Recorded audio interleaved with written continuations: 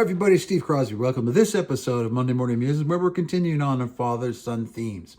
I would like to talk to you about false identity.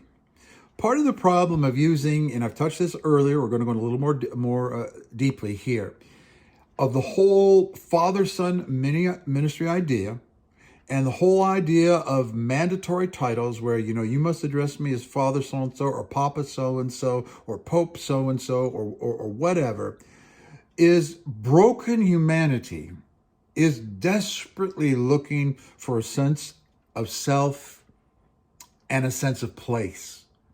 Who am I and where do I belong?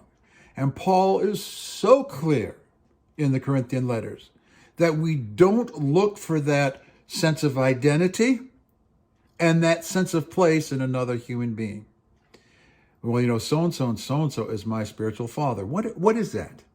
That is an identity marker and a sense of place. You're trying to establish that you belong not only to someone or, God forbid, under someone's covering, but it's a place of existence. And it's a differentiation. You are differentiating yourself. And inherent in that comment is a statement that, I'm just a touch more spiritual than you are.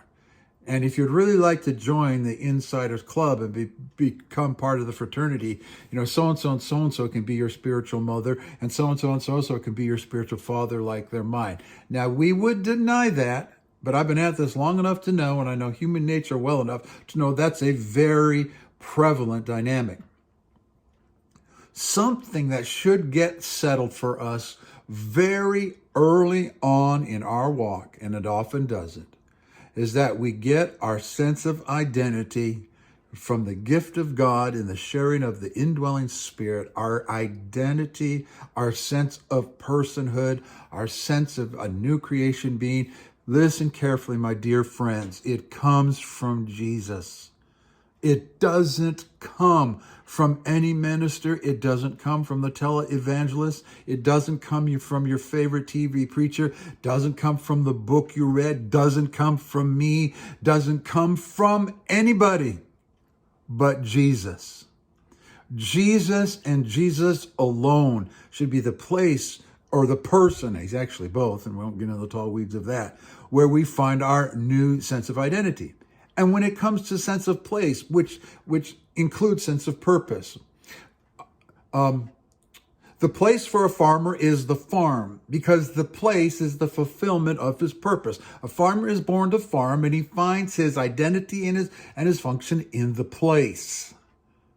So the place where we find our fulfillment, the place where we find our identity, the place where we find our expression is in Jesus. It's not in any, sub-church. It's not in any denomination. It's not in any label you might put on. It's not because of the video series of Apostle so-and-so that you listen to. It's not because of the prophetic word you got from Prophet so-and-so. It's not about the great teaching you received from Dr. so-and-so.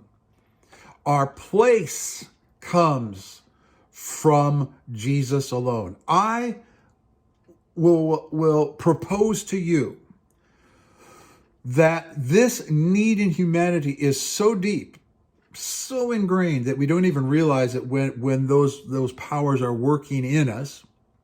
I would propose to you that the pursuit of that is so deep, that is how the gangs works. Think about it. What do gangs do? They are accepting. They give you a kind of a new gang name. You have gang colors. You have a gang jacket. You have a gang symbol.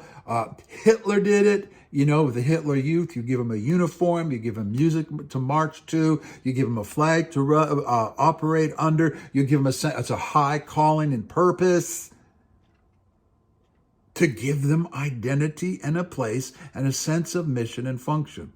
Saints, if we're getting that from any place other than Jesus himself, we're in very precarious, dangerous, harmful ground. And that includes in the whole father-son ministry thing, the whole vision of the house thing. The father gets the vision of the household of faith and he presents it to you, and you have to get on board with his vision and all that stuff.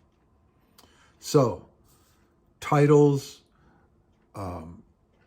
Illegitimate, false centers of identity are often found among insecure people in these kind of atmospheres. And I'll see you next time.